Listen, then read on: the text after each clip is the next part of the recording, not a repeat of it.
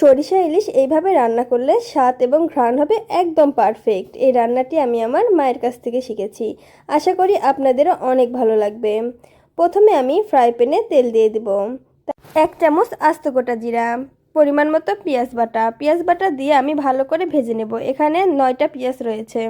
তারপর আমি এখানে 1 চামচ আদা রসুন বাটা দিয়ে দিলাম, 2 চামচ কাঁচামরিচ বাটা, স্বাদ মতো লবণ, 1 চা চামচ হলুদের গুঁড়ো, 1 চা চামচ মরিচের গুঁড়ো, 1 চা চামচ ধনিয়ার গুঁড়ো দিয়ে এখন আমি ভালোভাবে মশলাটি কষিয়ে নেব।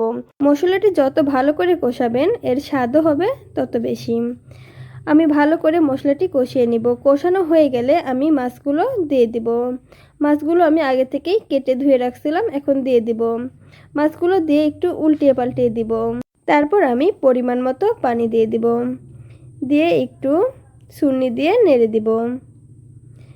এই তো এভাবে আমি কিছুক্ষণ রান্না করে নেব। ঢাকনা দিয়ে ঢেকে দিলাম।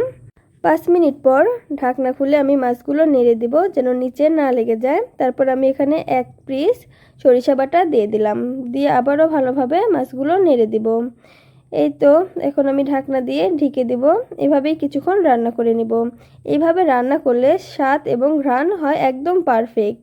আপনারা বাসায় একদিন ট্রাই করে দেখবেন, খেতে কিন্তু অনেক মজা হয়।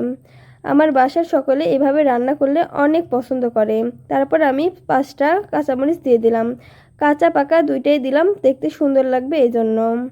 তারপর আমি একটু পরপর নেড়ে দিচ্ছিলাম যেন লেগে না যায়। এই তো আমার রান্না হয়ে গেছে, এখন তুলে নিচ্ছি একটি প্লেটে। আর আমার রান্নার ভিডিওগুলো যদি আপনাদের ভালো লাগে তাহলে আমার ফেসবুক পেজে ফলো দিবেন আর আমার ইউটিউব চ্যানেলে সাবস্ক্রাইব করে পাশে থাকবেন। এই যে দেখুন আমি মাছের প্লেটটি সাজিয়েছি, কেমন হয়েছে অবশ্যই জানাবেন। আর আমার ভিডিওটি দেখার জন্য আপনাদেরকে অসংখ্য ধন্যবাদ। সবাই ভালো থাকবেন।